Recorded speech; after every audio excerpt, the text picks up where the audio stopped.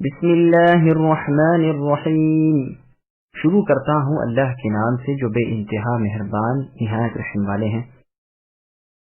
یا ایہا النبی لم تحرم ما حل اللہ لک تبتغی مرضات ازواجک واللہ غفور رحیم قد فرض اللہ لکم تحلة ایمانکم واللہ مولاکم وهو العلیم الحکیم وَإِذْ أَسَرَّ النَّبِيُّ إِلَى بَعْضِ أَزْوَاجِهِ حَدِيثًا فَلَمَّا نَبَّأَتْ بِهِ وَأَظْهَرَهُ اللَّهُ عَلَيْهِ عَرَّفَ بَعْضَهُ وَأَعْرَضَ عَن بَعْضٍ فَلَمَّا نَبَّأَهَا بِهِ قَالَتْ مَنْ أَنبَأَكَ هَذَا قَالَ نَبَّأَنِيَ الْعَلِيمُ الْخَبِيرُ إن تتوبا إلى الله فقد صغت قلوبكما وإن تظاهرا عليه فإن الله هو مولاه وجبريل وصالح المؤمنين والملائكة بعد ذلك ظهير عسى ربه إن طلقكن أن يبدله أزواجا خيرا منكن مسلمات مؤمنات قانتات تائبات عابدات سائحات ثيبات وأبكارا۔ اے نبی، جس چیز کو اللہ نے آپ کے لیے حلال کر دیا ہے اسے آپ کیوں حرام کرتے ہیں؟ کیا آپ اپنی بیویوں کی رضامندی حاصل کرنا چاہتے ہیں؟ اللہ تعالیٰ بخشنے والے رحم کرنے والے ہیں۔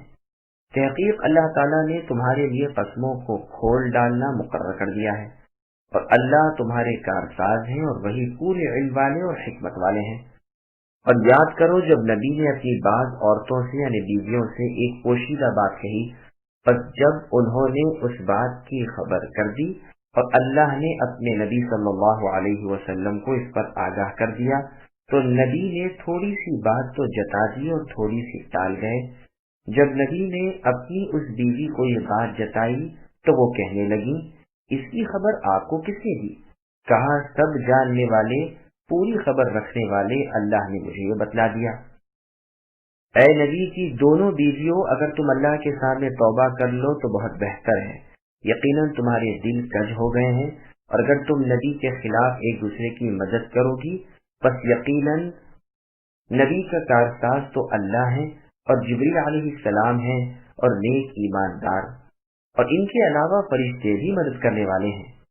اگر پیغمبر تمہیں طلاق دے دیں تو بہت جلد انہیں ان کے رب اللہ تعالیٰ تمہارے بدلے تم سے بہتر بیویاں عنایت فرمائیں گے، جو اسلام والیاں، ایمان والیاں، فرما برداری کرنے والیاں، توبہ کرنے والیاں، عبادت بجا لانے والیاں، روزے رکھنے والیاں ہوں گی، بیوہ اور کنواریاں۔ سامعین ابھی سورت کے شان نزول نیز ان آیتوں کی تفسیر سماعت کیجیے۔ شان نزول کے بارے میں مفسرین کے اقوال۔ اس سورت کی ابتدائی آیتوں کے شان نزول میں مفسرین کے اقوال یہ ہیں۔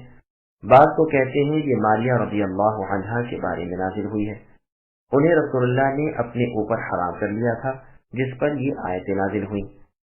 نسائی میں روایت موجود ہے کہ عائشہ اور حفصہ رضی اللہ عنہما کے کہنے سننے سے ایسا ہوا تھا کہ ایک لونڈی کی نسبت رسول اللہ نے فرمایا تھا، اس پر یہ آیتیں نازل ہوئیں۔ زید بن اسلم رحمہ اللہ فرماتے ہیں کہ رسول اللہ نے فرمایا تھا کہ تو مجھ پر حرام ہے اور اللہ کی قسم میں تجھ سے صحبت داری نہ کروں گا۔ مسعود رحمۃ اللہ علیہ فرماتے ہیں پس حرام کرنے کے باب میں آپ پر عتاب کیا گیا اور قسم کے کفارے کا حکم ہوا۔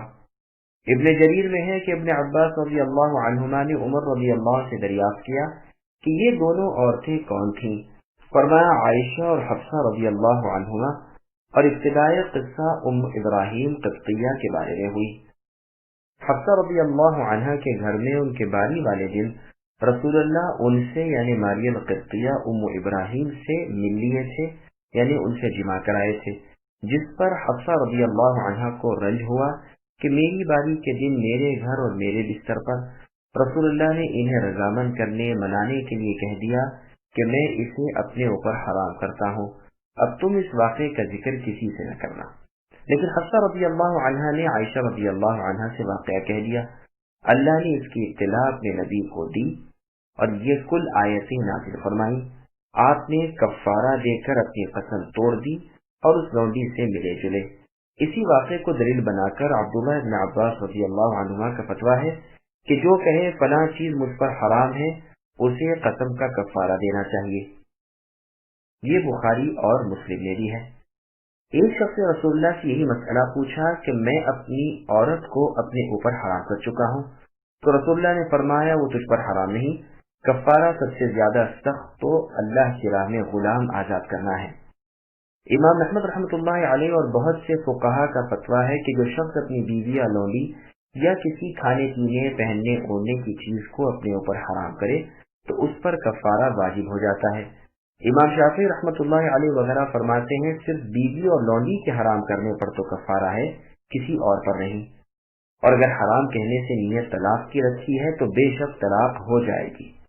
اسی طرح لونڈی کے بارے میں اگر آزادگی کی نیت حرام کا لفظ کہنے سے رکھی ہے تو وہ آزاد ہو جائے گی. ابن عباس رضی اللہ عنہما سے مروی ہے کہ یہ آیت اس عورت کے بارے میں نازل ہوئی ہے جس نے اپنا نفس رسول اللہ کو ہبا کیا تھا، لیکن یہ بالکل عجیب و غریب بات ہے. بالکل صحیح بات یہ ہے کہ ان آیتوں کا اترنا رسول اللہ صلی اللہ علیہ وسلم کے شہد حرام کر لینے پر تھا. صحیح بخاری میں اس آیت کے موقع پر ہے کہ زینب بنت جحش رضی اللہ عنہا ام المؤمنین کے گھر رسول اللہ صلی اللہ علیہ وسلم شہد پیتے تھے اور اس کی خاطر ذرا سی دیر وہاں ٹھہرتے بھی تھے. اس پر عائشہ اور حفصہ رضی اللہ عنہما امہات المؤمنین نے آپس میں مشورہ کیا کہ ہم میں سے جس کے ہاں رسول اللہ آئیں وہ کہے کہ یا رسول اللہ آج تو آپ کے منہ سے گوند کی سی بو آتی ہے، شاید آپ نے مغافیر کھایا ہوگا. چنانچہ ہم نے یہی کیا.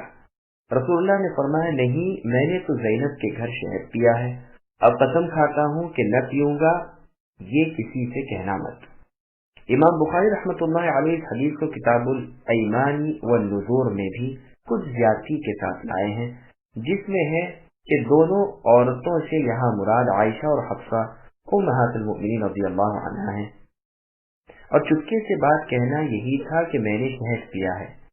کتاب الطلاق میں امام صاحب رحمۃ اللہ علیہ اس حدیث کو لائے ہیں. پھر فرمایا ہے مغافیر گوند کے مشابہ ایک چیز ہے جو شور گھاس میں پیدا ہوتی ہے، اس میں قدرے مٹھاس ہوتی ہے. صحیح بخاری کی کتاب الطلاق میں حدیث عائشہ رضی اللہ عنہا سے ان الفاظ میں مروی ہے کہ رسول اللہ کو مٹھاس اور شہد بہت پسند تھا. عصر کی نماز کے بعد اپنی بیویوں کے گھر آتے اور کسی سے نزدیکی کرتے. ایک مرتبہ رسول اللہ حفصہ رضی اللہ عنہا کے پاس گئے اور جتنا وہاں رکتے تھے اس سے زیادہ رکے. مجھے غیرت سوار ہوئی. تحقیق کی تو معلوم ہوا کہ ان کی قوم کی ایک عورت نے ایک کپی شہد کی انہیں بطور ہدیہ کے بھیجی ہے. انہوں نے رسول اللہ کو شہد کا شربت پلایا اور اتنی دیر روک رکھا. میں نے کہا خیر اسے کسی حیلے سے ٹال دوں گی. چنانچہ میں نے سودا بنت زمعہ رضی اللہ عنہا سے کہا کہ تمہارے پاس جب رسول اللہ آئیں اور قریب ہو تو تم کہنا کہ آج کیا آپ صلی اللہ علیہ وسلم نے مغافیر کھایا ہے؟ رسول اللہ فرمائیں گے نہیں. تم کہنا پھر یہ بدبو کیسی آتی ہے؟ رسول اللہ فرمائیں گے مجھے حفصہ نے شہد پلایا تھا. تو تم کہنا کہ شاید شہد کی مکھی نے عرفت نامی خاردار درخت چوسا ہوگا. میرے پاس آئیں گے میں یہی کہوں گی. پھر اے صفیہ جب تمہارے پاس آئیں تو تم بھی یہی کہنا. سودا رضی اللہ عنہ ام المؤمنین فرماتی ہیں جب رسول اللہ میرے گھر آئے ابھی تو دروازے پر ہی تھے جو میں نے ارادہ کیا کہ تم نے جو مجھ سے کہا ہے میں رسول اللہ سے کہہ دوں، کیونکہ میں تم سے بہت ڈرتی تھی.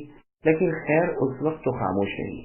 جب رسول اللہ میرے پاس آئے میں نے تمہارا تمام کہنا پورا کر دیا. پھر میرے پاس آئے میں نے بھی یہی کہا. پھر صفیہ رضی اللہ عنہ کے پاس گئے تو انہوں نے بھی یہی کہا. پھر حفصہ رضی اللہ عنہ کے پاس گئے تو حفصہ رضی اللہ عنہ نے شہد کا شربت پلانا چاہا. رسول اللہ نے فرمایا مجھے اس کی حاجت نہیں. سودا رضی اللہ عنہ فرمانے لگی افسوس ہم نے اسے حرام کر دیا. میں نے کہا خاموش رہو. صحیح مسلم کی اس حدیث میں اتنی زیادتی اور ہے کہ نبی کو بدبو سے سخت نفرت تھی، اسی لیے ان بیویوں نے کہا تھا آپ صلی اللہ علیہ وسلم نے مغافیر کھایا ہے. اس میں بھی قدرے بدبو ہوتی ہے. جب رسول اللہ نے جواب دیا کہ نہیں میں نے شہد پیا ہے تو انہوں نے کہہ دیا کہ پھر شہد کی مکھی نے عرفد درخت کو چوسا ہوگا جس کے گوند کا نام مغافیر ہے، اور اس کے اثر سے شہد میں اس کی بو رہ گئی ہوگی۔ اس روایت میں لفظ جرس ہے جس کے معنی جوہری نے کیے ہیں کھایا، اور شہد کی مکھیوں کو بھی جوارس کہتے ہیں، اور جرس مدھم ہلکی آواز کو کہتے ہیں۔ عرب کہتے ہیں سمعت جرس الطیر، جبکہ پرندہ دانا چگ رہا ہو اور اس کی چونچ کی آواز سنائی دیتی ہو۔ ایک حدیث میں ہے پھر وہ جنتی پرندوں کی ہلکی اور میٹھی سہانی آوازیں سنیں گے۔ یہاں بھی عربی میں لفظ جرس ہے۔ اصمعی کہتے ہیں کہ شعبہ رحمۃ اللہ علیہ کی مجلس میں تھا، وہاں انہوں نے اس لفظ جرس کو جرش بڑی شین کے ساتھ پڑھا۔ میں نے کہا چھوٹے سین سے ہے۔ شعبہ نے میری طرف دیکھا اور فرمایا یہ ہم سے زیادہ اسے جانتے ہیں، یہی ٹھیک ہے، تم اصلاح کر لو۔ الغرض شہد نوشی کے واقعے میں شہد پلانے والیوں میں دو نام مروی ہیں، ایک حفصہ کا، دوسرا زینب رضی اللہ عنہما کا، بلکہ اس امر پر اتفاق کرنے والیوں میں عائشہ کے ساتھ حفصہ رضی اللہ عنہما کا نام ہے۔ بس ممکن ہے یہ دو واقعے ہوں، یہاں تک تو ٹھیک ہے، لیکن ان دونوں کے بارے میں اس آیت کا نازل ہونا ذرا غور طلب ہے، واللہ اعلم۔ آپس میں اس قسم کا مشورہ کرنے والی عائشہ اور حفصہ رضی اللہ عنہما تھی، اور اس حدیث سے بھی معلوم ہوتا ہے جو مسند احمد میں ابن عباس رضی اللہ عنہما سے مروی ہے، فرماتے ہیں مجھے مدتوں سے آرزو تھی کہ عمر رضی اللہ عنہ سے رسول اللہ کی ان دونوں بیوی صاحبان کا نام معلوم کروں جن کا ذکر آیت ان تتوبا میں ہے۔ پس حج کے سفر میں جب خلیفۃ الرسول چلے یعنی عمر رضی اللہ عنہ تو میں بھی ہم رکاب ہو گیا۔ ایک راستے میں عمر رضی اللہ عنہ راستہ چھوڑ کر جنگل کی طرف چلے، میں ڈولچی لیے ہوئے پیچھے پیچھے گیا۔ آپ رضی اللہ عنہ حاجت ضروری سے فارغ ہو کر آئے، میں نے پانی ڈلوایا اور وضو کرایا۔ اب موقع پا کر سوال کیا کہ اے امیر المؤمنین، جن کے بارے میں یہ آیت ہے وہ دونوں کون ہیں؟ آپ نے فرمایا ابن عباس۔ افسوس، زہری رحمۃ اللہ علیہ فرماتے ہیں عمر رضی اللہ عنہ کو ان کا یہ دریافت کرنا برا معلوم ہوا، لیکن چھپانا جائز نہ تھا۔ اس نے جواب دیا کہ اس سے مراد عائشہ اور حفصہ رضی اللہ عنہما ہے۔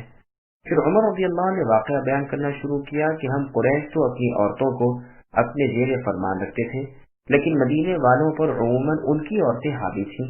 جب ہم ہجرت کر کے مدینہ آئے تو ہماری عورتوں نے بھی ان کی دیکھا دیکھی ہم پر غلبہ حاصل کرنا چاہا۔ میں مدینے کے بالائی حصے میں امیہ ابن زید رضی اللہ عنہ کے گھر میں ٹھہرا ہوا تھا۔ ایک مرتبہ اپنی بیوی پر کچھ ناراض ہوا اور کچھ کہنے سننے لگا تو پلٹ کر اس نے مجھے جواب دینے شروع کیے۔ مجھے نہایت برا معلوم ہوا کہ یہ کیا حرکت ہے، یہ نئی بات کیسی؟ اس نے میرا تعجب دیکھ کر کہا کہ آپ کس خیال میں ہیں؟ اللہ کی قسم رسول اللہ کی بیویاں بھی رسول اللہ کو جواب دیتی ہیں اور بعض مرتبہ تو دن بھر بول چال چھوڑ دیتی ہیں۔ اب میں تو ایک دوسری الجھن میں پڑ گیا، سیدھا اپنی بیٹی حفصہ ام المؤمنین رضی اللہ عنہا کے گھر گیا اور دریافت کیا کہ کیا یہ سچ ہے کہ تم رسول اللہ کو جواب دیتی ہو اور کبھی کبھار سارا دن روٹھی رہتی ہو؟ جواب ملا کہ سچ ہے۔ میں نے کہا کہ برباد ہوئی اور نقصان میں پڑی جس نے ایسا کیا۔ کیا تم اس سے غافل ہو گئی کہ رسول اللہ صلی اللہ علیہ وسلم کے غصے کی وجہ سے ایسی عورت پر اللہ ناراض ہو جائے اور وہ کہیں کی نہ رہے؟ خبردار، آئندہ سے رسول اللہ کو کوئی جواب نہ دینا، نہ رسول اللہ سے کچھ طلب کرنا، جو مانگنا ہو مجھ سے مانگ لیا کرو۔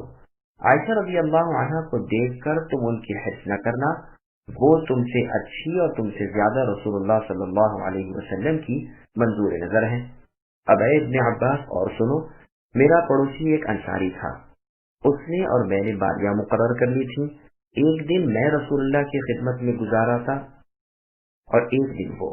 میں اپنی باری والے دن کی تمام حدیثیں، آیتیں وغیرہ انہیں آ کر سنا دیتا اور وہ مجھے۔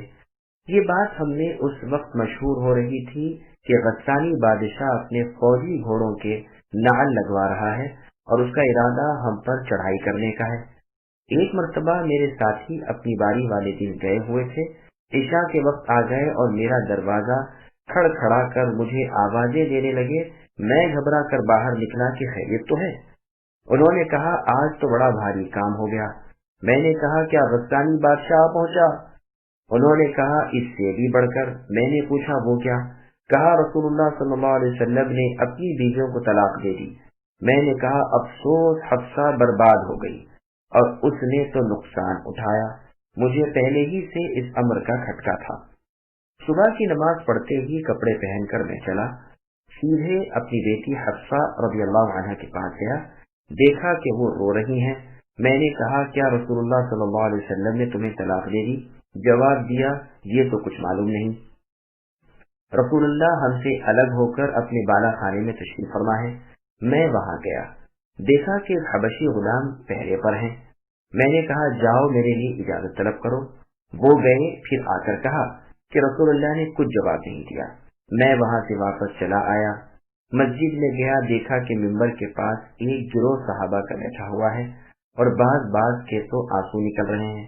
میں تھوڑی سی دیر بیٹھا لیکن چین کہاں، پھر اٹھ کھڑا ہوا اور وہاں جا کر غلام سے کہا کہ میرے لیے اجازت طلب کرو۔ انہوں نے پھر آ کر یہی کہا کہ کچھ جواب نہیں ملا۔ میں دوبارہ مسجد چلا گیا، پھر وہاں سے گھبرا کر نکلا، یہاں آیا، پھر غلام سے کہا، غلام گئے آئے اور وہی جواب دیا۔ میں واپس مڑا ہی تھا کہ غلام نے مجھے آواز دی کہ آئیے آپ کو اجازت مل گئی۔ میں گیا، دیکھا کہ رسول اللہ ایک بوریے پر ٹیک لگائے بیٹھے ہوئے ہیں جس کے نشان رسول اللہ کے جسم مبارک پر ظاہر ہیں۔ میں نے کہا اللہ کے رسول کیا آپ نے اپنی بیویوں کو طلاق دے دی ہے؟ رسول اللہ نے سر اٹھا کر میری طرف دیکھا اور فرمایا نہیں۔ میں نے کہا اللہ اکبر، اے اللہ کے رسول بات یہ ہے کہ ہم قوم قریش تو اپنی بیویوں کو دباؤ میں رکھا کرتے تھے، لیکن مدینے والوں پر ان کی بیویاں غالب ہیں۔ یہاں آ کر ہماری عورتوں نے بھی ان کی دیکھا دیکھی یہی حرکت شروع کر دی۔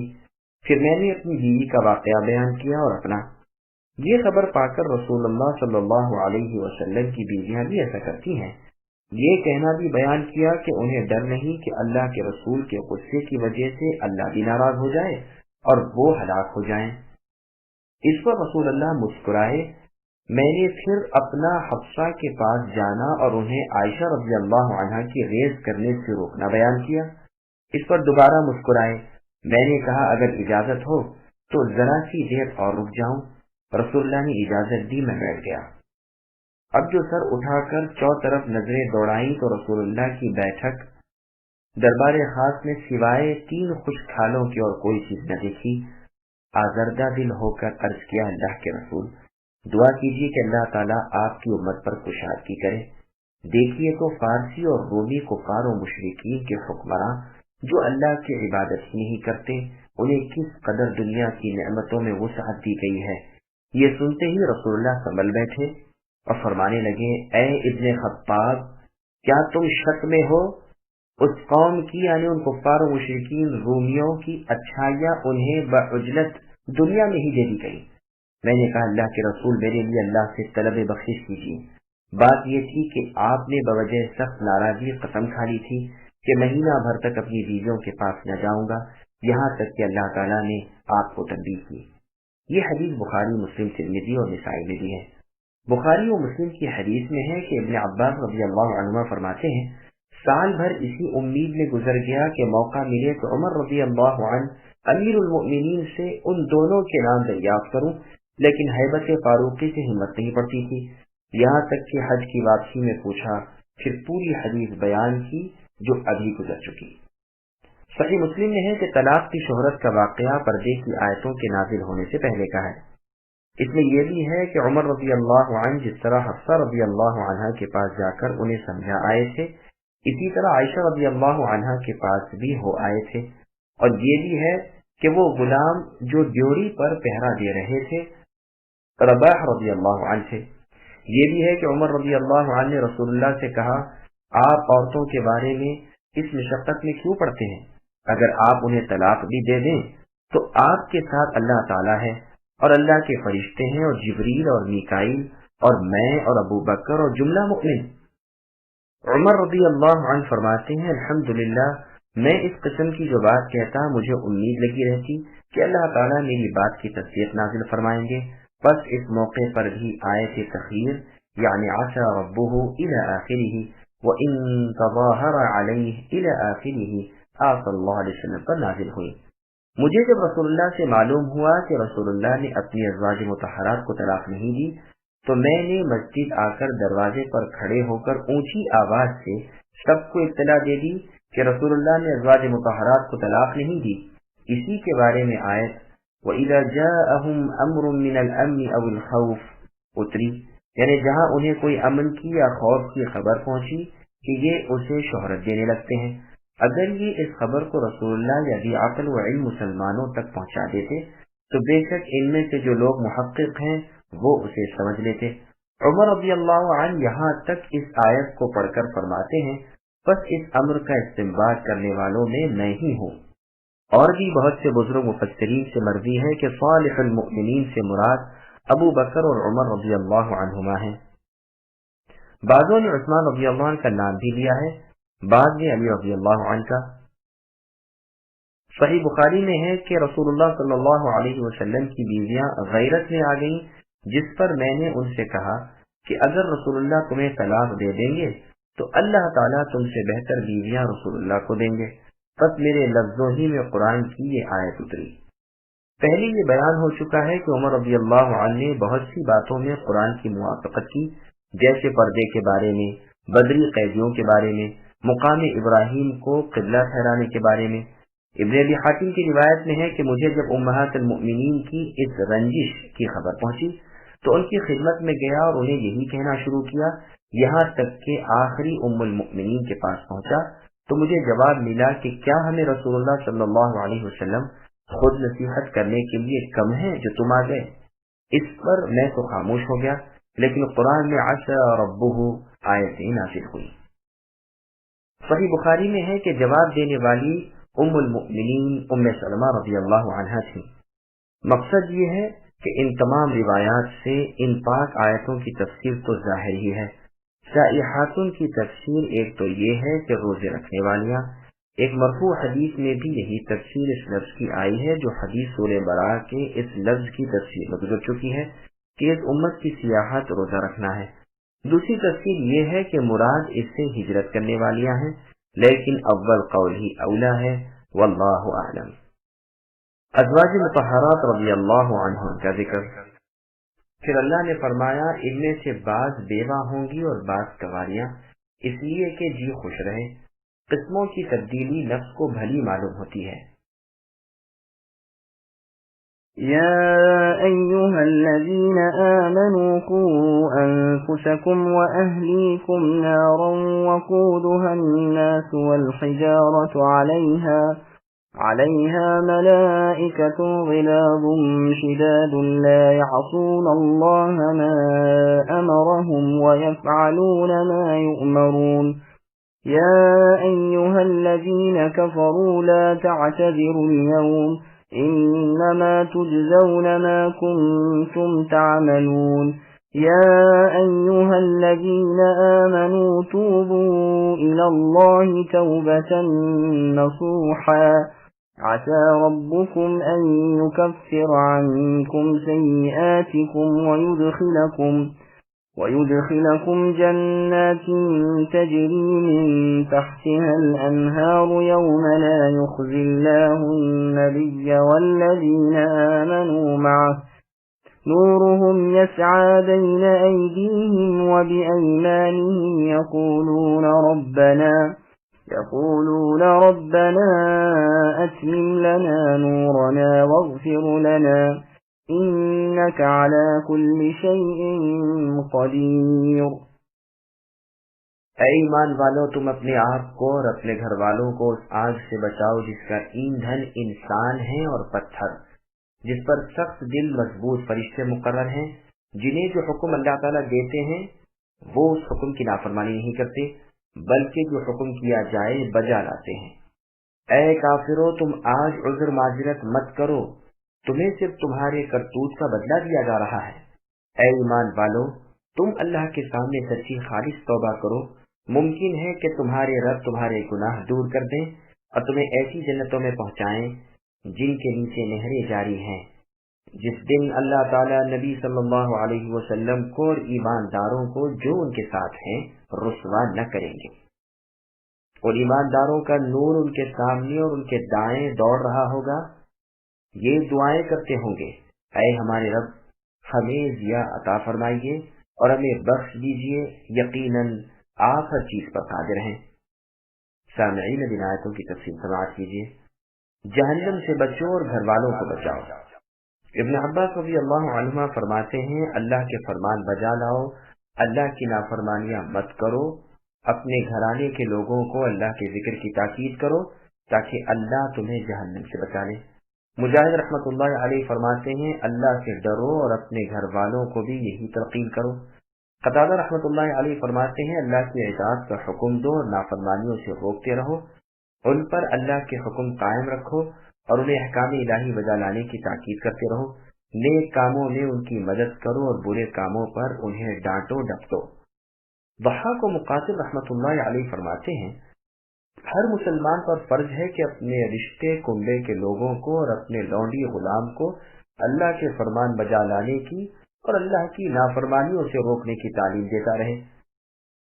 مسند احمد میں رسول اللہ صلی اللہ علیہ وسلم کا ارشاد ہے کہ جب بچے 7 سال کے ہو جائیں انہیں نماز پڑھنے کو کہتے سنتے رہا کرو، جب 10 سال کے ہو جائیں اور نماز میں سستی کریں تو انہیں مار کر دھمکا کر پڑھاؤ۔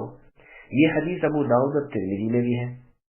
فقہا کا فرمان ہے کہ اسی طرح روزے کی بھی تاکید اور تنبیہ اس عمر سے شروع کر دینی چاہیے تاکہ بالغ ہونے تک پوری طرح نماز روزے کی عادت ہو جائے، اطاعت کے بجا لانے اور معصیت سے بچتے رہنے اور برائی سے دور رہنے کا سلیقہ پیدا ہو جائے۔ ان کاموں سے تم اور وہ جہنم کی آگ سے بچ جاؤ گے جس کا ایندھن انسانوں کے جسم اور پتھر ہیں، ان چیزوں سے یہ آگ سلگائی گئی ہے۔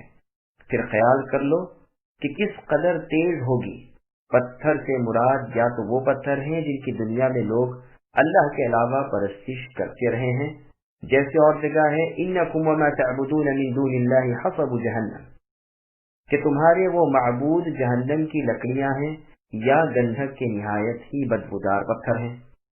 پھر ارشاد ہوتا ہے اس آگ سے عذاب کرنے والے فرشتے سخت طبیعت والے ہیں جن کے دلوں میں کافروں کے لیے اللہ نے رحم رکھا ہی نہیں اور جو بدترین ترکیبوں سے بڑی بھاری سزائیں کرتے ہیں، جن کے دیکھے سے بھی پتا پانی اور کلیجہ چھنی ہو جائے۔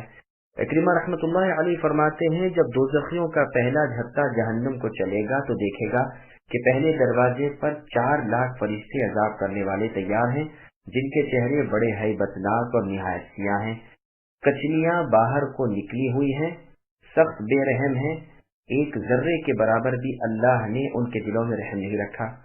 اس قدر جسیم یعنی بڑی جسامت والے ہیں کہ اگر کوئی پرندہ ان کے کھوے سے اڑ کر دوسرے کھوے تک پہنچنا چاہے تو 2 مہینے گزر جائیں۔ پھر وہ دروازے پر 19 فرشتے پائیں گے جن کے سینوں کی چوڑائی 70 سال کی ہے۔ پھر ایک دروازے سے دوسرے دروازے کی طرف دھکیل دیے جائیں گے، 500 سال تک گرتے رہنے کے بعد دوسرا دروازہ آئے گا، وہاں بھی ایسے ہی اور اتنے ہی فرشتوں کو موجود پائیں گے۔ اسی طرح ہر دروازے پر یہ فرشتے اللہ تعالیٰ کے فرمان کے تابع ہیں، ادھر فرمایا گیا ادھر انہوں نے عمل شروع کر دیا۔ ان کا نام زبانیہ ہے۔ اللہ ہمیں اپنے عذابوں سے اپنی پناہ دے، آمین۔ قیامت کے دن کفار سے فرمایا جائے گا آج تم بیکار عذر پیش نہ کرو، کوئی معذرت ہمارے سامنے چل نہ سکے گی، تمہارے کرتوت کا مزہ تمہیں چکنا ہی پڑے گا۔ پھر ارشاد ہے کہ ایمان والو تم سچی اور خالص توبہ کرو جس سے تمہارے اگلے گناہ معاف ہو جائیں، میل کچیل دھل جائے، برائیوں کی عادت چھٹ جائے۔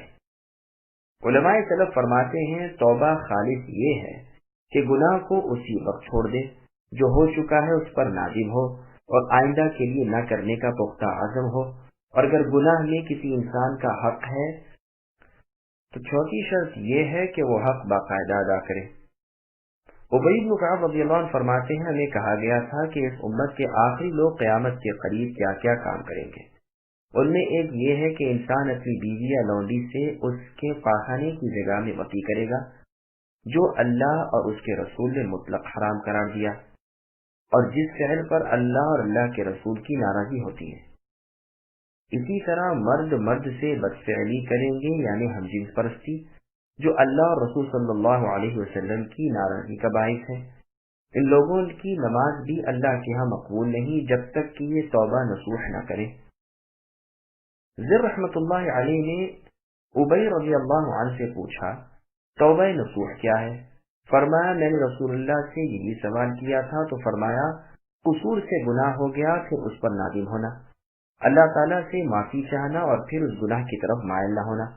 حسن رحمۃ اللہ علیہ فرماتے ہیں توبہ نصوح یہ ہے کہ جیسے گناہ کی محبت تھی ویسا ہی بغض دل میں بیٹھ جائے، اور جب وہ گناہ یاد آئے اسے استغفار ہو۔ جب کوئی شخص توبہ کرنے پر پختگی کر لیتا ہے اور اپنی توبہ پر جمع رہتا ہے تو اللہ تعالیٰ اس کی تمام اگلی خطائیں مٹا دیتے ہیں، جیسے کہ صحیح حدیث میں ہے کہ اسلام لانے سے پہلے کی تمام خطائیں اسلام فنا کر دیتا ہے، اور توبہ سے پہلے کی تمام خطائیں توبہ سوخت کر دیتی ہے، یعنی ختم کر دیتی ہے۔ اب رہی یہ بات کہ توبہ نصوح میں یہ شرط بھی ہے کہ توبہ کرنے والا پھر مرتے دم تک اس گناہ کو نہ کرے، جیسے کہ احادیث و آثار ابھی بیان ہوئے جن میں ہے کہ پھر کبھی نہ کرے، یا صرف اس کا عزم راسخ کافی ہے کہ اسے اب کبھی نہ کروں گا، گو پھر بتقاضۂ بشریت بھولے چوکے ہو جائے، جیسے کہ ابھی حدیث گزری کہ توبہ اپنے سے پہلے گناہوں کو بالکل مٹا دیتی ہے، تو بمجرد توبہ کے ہی گناہ معاف ہو جاتے ہیں، یا پھر مرتے دم تک اس کام کا نہ ہونا گناہ کی معافی کی شرط کے طور پر ہے۔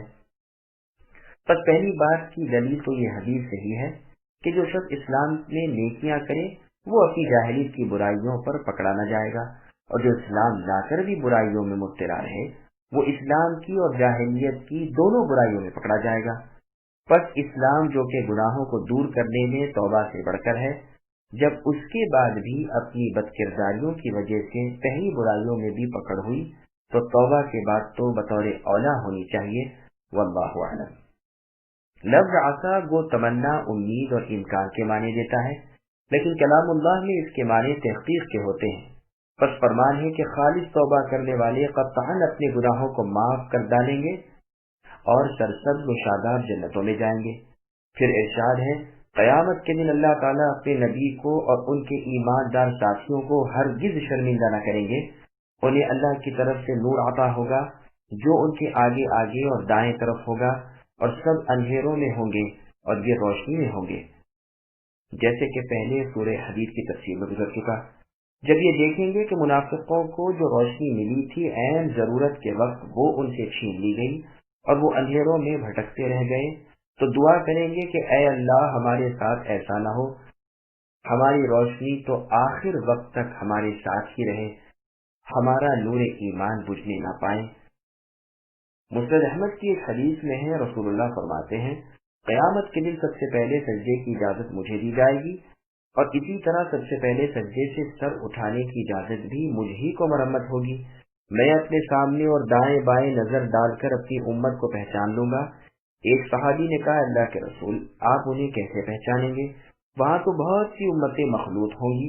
رسول اللہ نے فرمایا میری امت کے لوگوں کی ایک نشانی تو یہ ہے کہ ان کے اعضائے وضو منور ہوں گے، چمک رہے ہوں گے، کسی اور امت میں یہ بات نہ ہوگی۔ دوسری پہچان یہ ہے کہ ان کے نامہ اعمال ان کے دائیں ہاتھ میں ہوں گے۔ تیسری نشانی یہ ہوگی کہ سجدے کے نشان ان کی پیشانیوں پر ہوں گے جن سے میں پہچان لوں گا۔ چوتھی علامت یہ ہے کہ ان کا نور ان کے آگے آگے ہوگا۔ يا أيها النبي جاهد الكفار والمنافقين واغلظ عليهم ومأواهم جهنم وبئس المصير ضرب الله مثلا للذين كفروا امرأة نوح وامرأة لوط كانتا تحت عبدين من عبادنا صالحين فخانتاهما فلم يغنيا عنهما من الله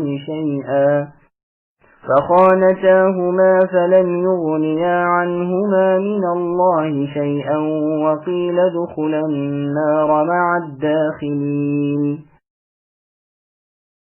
اے نبی کافروں اور منافقوں سے جہاد کیجیے اور ان پر سختی کیجیے، ان کا ٹھکانہ جہنم ہے جو بہت بری جگہ ہے۔ اللہ تعالیٰ نے کافروں کے لیے نوح علیہ السلام اور لوط علیہ السلام کی بیوی کی کہاوت بیان فرمائی۔ یہ دونوں ہمارے بندوں میں سے شائستہ اور نیک بندوں کے گھر میں تھیں، یعنی ان کی بیویاں، پھر ان کی انہوں نے خیانت کی پس وہ دونوں نیک بندے ان سے اللہ کے کسی عذاب کو نہ روک سکے، اور حکم دے دیا گیا کہ اے عورتوں، دوزخ میں جانے والوں کے ساتھ تم دونوں بھی چلی جاؤ۔ سامعین اب آیتوں کی تفسیر سماعت کیجیے۔ نوح اور لوط علیہ السلام کی بیویوں کا ذکر۔ اللہ تعالیٰ اپنے نبی صلی اللہ علیہ وسلم کو حکم دیتے ہیں کہ کافروں سے جہاد کیجیے، ہتھیاروں کے ساتھ منافقوں سے جہاد کیجیے، حدود الہی جاری کرنے کے ساتھ ان پر دنیا میں سختی کیجیے، آخرت میں بھی ان کا ٹھکانہ جہنم ہے جو بدترین بازگشت ہے۔ پھر مثال دے کر سمجھایا کہ کافروں کا مسلمانوں سے ملنا جلنا، خلط ملط رہنا انہیں ان کے کفر کے باوجود اللہ کے ہاں کچھ نفع نہیں دے سکتا۔ دیکھو تو دو پیغمبروں کی عورتیں، نوح کی اور لوط علیہ السلام کی، جو ہر وقت نبیوں کی صحبت میں رہنے والی اور دن رات ساتھ اٹھنے بیٹھنے والی اور ساتھ ہی کھانے پینے والی بلکہ سونے جاگنے والی تھیں، لیکن چونکہ ایمان میں ان کے ساتھی نہ تھیں اور اپنے کفر پر قائم تھیں، پس پیغمبروں کی 8 پہر کی صحبت انہیں کچھ کام نہ آئی۔ انبیاء اللہ انہیں اخروی نفع نہ پہنچا سکے اور نہ اخروی نقصان سے بچا سکے، بلکہ ان عورتوں کو بھی دوزخیوں کے ساتھ جہنم میں جانے کو کہہ دیا گیا۔ یہ یاور ہے کہ خیانت کرنے سے مراد یہاں بدکاری نہیں، انبیاء علیہ السلام کی حرمت و عصمت اس سے بہت اعلیٰ اور بالا ہے کہ ان کے گھر والیاں فاحشہ ہوں۔ ہم اس کا پورا بیان سورہ نور کی تفسیر میں کر چکے ہیں، بلکہ یہاں مراد خیانت کی دین ہے، یعنی دین میں اپنے خاوندوں کی خیانت کی، ان کا ساتھ نہ دیا۔ ابن عباس رضی اللہ عنہما فرماتے ہیں ان کی خیانت زناکاری نہ تھی، بلکہ یہ تھی کہ نوح علیہ السلام کی بیوی تو لوگوں سے کہا کرتی تھی کہ یہ یعنی میرے شوہر نوح علیہ السلام مجنون پاگل آدمی ہے، اور لوط علیہ السلام کی بیوی جو مہمان لوط علیہ السلام کے ہاں آتے تو کافروں کو خبر دیتی تھی۔ یہ دونوں بددین تھیں۔ نوح علیہ السلام کی رازداری اور پوشیدہ طور پر ایمان لانے والوں کے نام کافروں پر ظاہر کر دیا کرتی تھی۔ اسی طرح لوط علیہ السلام کی بیوی بھی اپنے خاوند اللہ کے رسول لوط علیہ السلام کی مخالف تھی، اور جو لوگ آپ کے ہاں مہمان بن کر ٹھہرتے یہ جا کر اپنی قوم سے خبر کر دیتی جنہیں بد فعلی کی عادت تھی۔ بلکہ عبداللہ بن عباس رضی اللہ عنہما سے مروی ہے کہ کسی پیغمبر کی کسی عورت نے بدکاری نہیں کی۔ اسی طرح اکرمہ، سعید بن جبیر، بحاق رحمۃ اللہ علیہ وغیرہ سے مروی ہے۔ اس سے استدلال کر کے بعض علماء نے کہا ہے کہ جو عام لوگوں میں مشہور ہے کہ حدیث میں ہے جو شخص کسی ایسے کے ساتھ کھائے جو بخشا ہوا ہو اسے بھی بخش دیا جاتا ہے، یہ حدیث بالکل ضعیف ہے، اور حقیقت بھی یہی ہے کہ حدیث محض بے عقل ہے۔